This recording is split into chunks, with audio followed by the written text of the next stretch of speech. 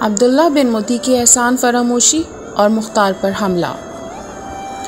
عبداللہ بن متی دارالعمارہ سے چپکے سے بھاگ کر ابو موسیٰ اشعری کے مکان میں روپوش ہو گیا۔ کسی نے اس کی اطلاع مختار کو پہنچائی۔ مختار نے توجہ نہ کی، پھر 1,00,000 درہم اس کے پاس بھیج کر کہلایا کہ تم یہاں سے نکل جاؤ، یہ رقم تمہاری زاد رائے ہے۔ مختار نے سب سے پہلے استحکام حکومت کو ضروری سمجھا، اس لیے فوراً قاتلان امام حسین علیہ السلام کی طرف متوجہ نہ ہوئے، کیونکہ اطراف و جوانب میں جا بجا دشمن اپنی تدبیروں میں مشغول زوال حکومت مختار کے در پہ تھے۔ کوفے میں 20,000 اشخاص ایسے تھے کہ اگر ان پر ہاتھ ڈالا جاتا تو فتنہ برپا ہو جاتا۔ ایک روز شور و غل کی آواز مختار کے کان میں آئی۔ وہ دریافت حال کے لیے خود بازار کی طرف گئے۔ دیکھا کہ تمام چھوٹے بڑے نہایت پریشان ہیں۔ مختار نے سمجھا یہ وہی 20,000 قاتلان امام حسین ہوں گے جنہوں نے بغاوت کر دی ہے، لیکن جب غور سے سنا تو یا سارت الحسین، دشمنوں کے مقابلے کے لیے تیار ہو جاؤ کا شور سنائی دیا۔ مختار نے اپنے غلام خیر کو دریافت حال کے لیے بھیجا۔ اسی وقت عبداللہ کامل نے آ کر کہا، اے امیر، آپ نے عبداللہ بن متی کو چھوڑ دیا، وہ یہاں سے بصرہ گیا اور مصعب بن زبیر کو ہمارے خلاف آمادہ کر کے 30,000 سواروں پیادے لے کر آیا ہے۔ مصعب نے 15,000 کا لشکر عبداللہ بن متی کے ہمراہ بھیجا ہے اور 15,000 فوج خود لے کر دریا کے راستے کشتیوں پر بغداد سے کوفہ آ رہا ہے۔ مختار نے کہا، خدا پہ بھروسہ رکھو، انشاءاللہ اس مرتبہ اس کو پوری سزا دوں گا۔ مختار وہاں سے دارالعمارہ میں آئے اور حکم دیا کہ جنگ کا نقارہ بجایا جائے، اور عبداللہ کامل کو بازار کوفہ میں بھیج کر منادی کرائی کہ یا سارت الحسین، دشمنوں کے مقابلے کے لیے تیار ہو جاؤ۔ پھر شہر سے باہر اور دارالعمارہ پر لڑائی کے جھنڈے نصب کر دیے اور خود مسلح ہو کر باہر نکلے۔ گھوڑے پر سوار ہو کر اپنی فوج کے ساتھ شہر کوفہ سے نکل کر اس شاہراہ پہ کھڑے ہو گئے جو بغداد سے آتی تھی۔ پھر ابراہیم ابن مالک اشتر عرب کے سواروں کے ساتھ آئے، ان کے بعد عمر حاجب اپنے لوگوں کے ساتھ آئے، ان کے پیچھے عبداللہ کامل اپنے ہمراہیوں کے ساتھ، پھر ورقہ بن عازب اپنے آدمیوں کو لیے ہوئے، سب کے بعد زبیر بن انس اپنی قوم کے ساتھ مختار کے پاس حاضر ہوئے۔ غرض کے 30,000 سوار و پیادے جمع ہو گئے۔ مختار کو اندیشہ ہوا کہ مصعب کے ساتھ آزمودہ کار و لڑائیاں لڑے ہوئے لوگ ہیں اور ہمارے ساتھ ایسے لوگ ہیں جن کو کبھی جنگ کا سامنا نہیں کرنا پڑا ہے۔ ابراہیم نے کہا، کوئی اندیشہ نہیں ہے، ہمارے ساتھ وہ ہیں جنہوں نے مرنے کی قسم کھائی ہے، جن کو کثرت سپاہ سے کوئی ہراس نہیں، ہم کو ان کے مقابلے کے لیے بھیج دیجئے۔ یہ سن کر تمام لشکر نے کہا، اے امیر، بے شک ہم اپنی جانوں کو راہ حق میں فدا کر چکے ہیں۔ مختار نے سب کو دعائیں دی اور اپنے بیٹے ثابت کو کوفے میں اپنے جانشین مقرر کر کے خود فوج لے کر آگے بڑھے اور منزلیں طے کرتے ہوئے ایک دریا پہ پہنچے۔ وہاں لشکر کے سردار جمع ہو کر مختار کی خدمت میں آئے اور التماس کیا کہ آپ کے صاحبزادے سے کوفے کی نگرانی نہ ہو سکے گی، آپ کوفہ پلٹ جائیے، ایسا نہ ہو کہ قاتلان امام مظلوم فتنہ و فساد برپا کریں، پھر اس کی اصلاح نہ ہو سکے گی۔ ممکن ہے کہ ہمارے عقب میں وہ اشقیاء کوفے سے چل کر مصعب بن زبیر سے جا ملیں، آپ کوفے میں رہیں گے تو ہم لوگوں کو بھی اطمینان رہے گا۔ ابراہیم نے بھی اس مشورے کی تائید کی۔ مختار نے 15,000 کا لشکر ابراہیم کو دے کر عبداللہ بن متی اور مصعب بن زبیر کے مقابلے کے لیے روانہ کیا اور خود 15,000 کا لشکر ہمراہ لے کر کوفہ واپس آ گئے۔ ابراہیم وہاں سے روانہ ہو کر مقام خازم پر پہنچے، وہاں 3 روز قیام کیا۔ مصعب کا جاسوس بھی وہاں موجود تھا، اس نے مصعب سے جا کر سب حال بیان کیا۔ مصعب وہیں ٹھہر گیا اور عبداللہ بن متی کو 15,000 فوج دے کر کہا کہ تو آگے چل، میں دریا کے راستے سے آتا ہوں، تو پہنچتے ہی حملہ کر دے۔ ادھر ابراہیم بھی ایک منزل اور چل کر عبداللہ بن متی کے مقابلے پر جا پہنچے اور اپنے ہمراہیوں سے کہا، اے جوانوں، خدائے عز و جل تمہارے دلوں کے حال سے خوب آگاہ ہے کہ تمہاری یہ لڑائی کسی ملک کے حصول کے لیے نہیں بلکہ اسی کی رضامندی کے لیے ہے، لہٰذا لڑائی میں جان و دل سے کوشش کرو اور دشمن کو پیٹھ نہ دکھلاؤ۔ سب نے کہا، انشاءاللہ ہم ایسا ہی کریں گے، اور نعرہ یا سارت الحسین بلند کیا۔ پھر دونوں طرف کی صفیں تیار ہوئیں، میمنے اور میسرے درست ہوئے۔ مخالف کی 10,000 فوج نے یکبارگی حملہ کیا۔ ابراہیم آگے بڑھے اور دشمن کے لشکر میں گھس گئے، ان کے ساتھ ہی ان کا لشکر بھی حملہ آور ہوا۔ سخت لڑائی ہوئی، گرد و غبار اس قدر بلند ہوا کہ تاریکی چھا گئی، خون کے دریا بہہ گئے۔ ابراہیم یا محمد یا علی کہہ کر حملے کر رہے تھے اور مخالف کے قلب لشکر کے کشتوں کے پشتے لگا رہے تھے۔ ان کے پیچھے احمر بن شمیت، ان کے عقب میں ورقہ بن عازب حملہ آور تھے۔ ان لوگوں نے ایسی دلیری اور بہادری کے ساتھ شمشیر زنی اور نیزہ کی کہ عبداللہ بن متی کے پاؤں اکھڑ گئے اور وہ لشکر سمیت بھاگ کھڑا ہوا۔ ابراہیم کی فوج نے تعاقب کیا اور بھاگنے والوں کو بے درے قتل کیا، یہاں تک کہ 8000 دشمن قتل کیے گئے۔ سورج غروب ہو چکا تھا۔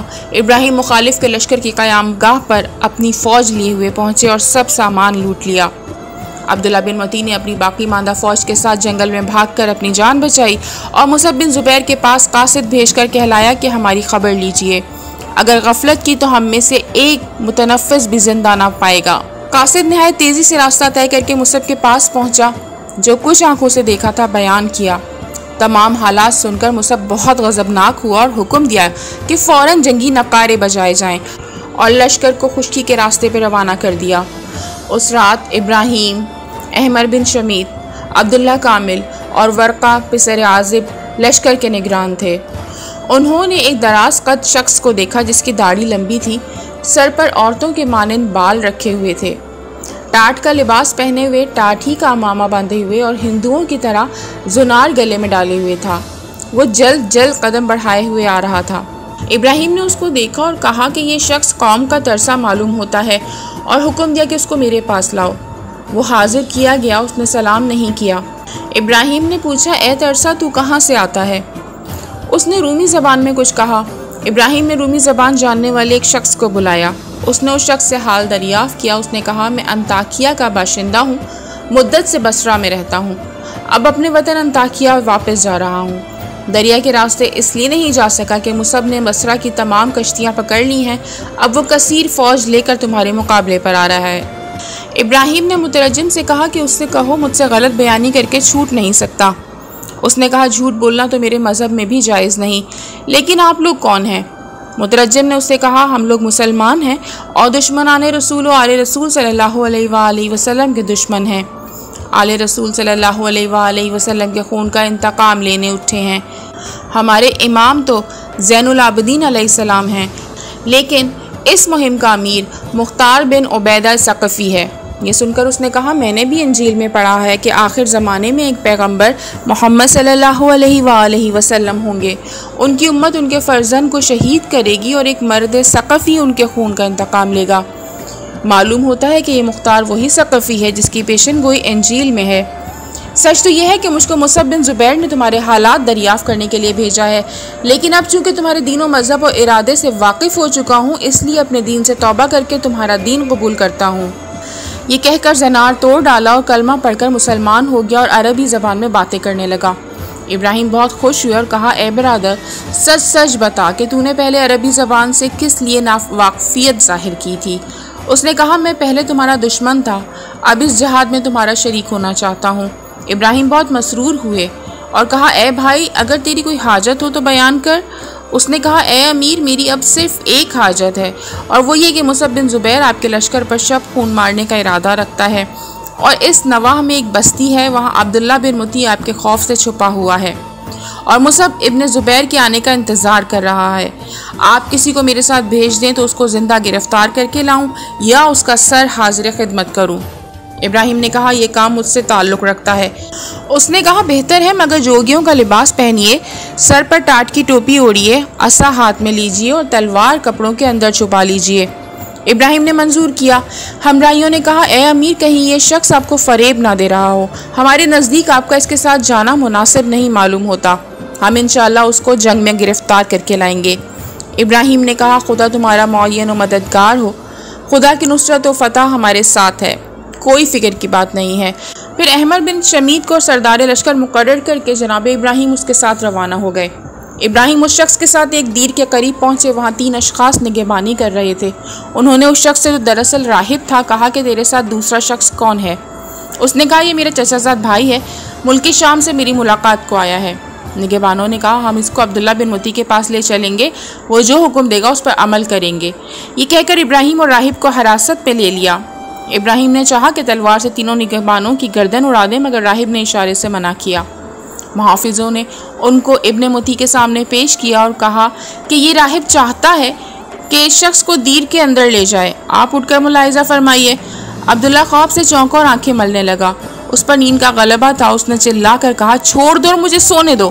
نگہبانوں نے دونوں کو چھوڑ دیا۔ راہب ابراہیم کو دیر میں لے گیا اور کھانا حاضر کیا۔ ابراہیم نے کہا جا کر دیکھو وہ ملعون سو رہا ہے یا جاگتا ہے۔ راہب نے جا کر دیکھا اور واپس آ کر کہا کہ سو رہا ہے۔ اب آپ اس کا کام تمام کر دیجئے کہ اتنے میں شور و غل بلند ہوا کہ مصعب بن زبیر لشکر کے لیے ہوئے آ پہنچا۔ مصعب کا نام سنتے ہی عبداللہ بن متی جاگ اٹھا اور دیر سے باہر نکل آیا۔ ابراہیم بھی اس کے پیچھے پیچھے چلے۔ دریا کے کنارے پہ بہت سی روشنیاں اور یک کے بعد دیگرے بہت سی کشتیاں آتی ہوئی دکھائی دیں۔ وہاں خوشی میں ایک شخص یہ کہہ کر اچھل کود کر رہا تھا کہ امیر مصعب بن زبیر آ گیا، کل ہم ابراہیم کے لشکر کے کسی آدمی کو زندہ نہ چھوڑیں گے۔ ابراہیم نے کہا بھائی تو سچ کہتا ہے، آ میرے ساتھ چل، میں اکیلا لشکر میں نہیں جا سکتا، میں تجھے 1000 درہم دوں گا۔ وہ شخص لالچ میں آ گیا اور کہا ڈرو نہیں، میں تمہارے ساتھ چلتا ہوں۔ غرض کے دونوں دریا کی طرف چلے۔ ایک سنسان مقام پر پہنچ کر ابراہیم نے کہا اپنے روپیوں کو سنبھال اور تلوار کے قبضے پر اس طرح ہاتھ ڈالا گویا کپڑوں میں سے درہم نکال رہے ہیں، اور تلوار کھینچ کر اس کی گردن پر مارا کہ سر کٹ کر دور جا گرا۔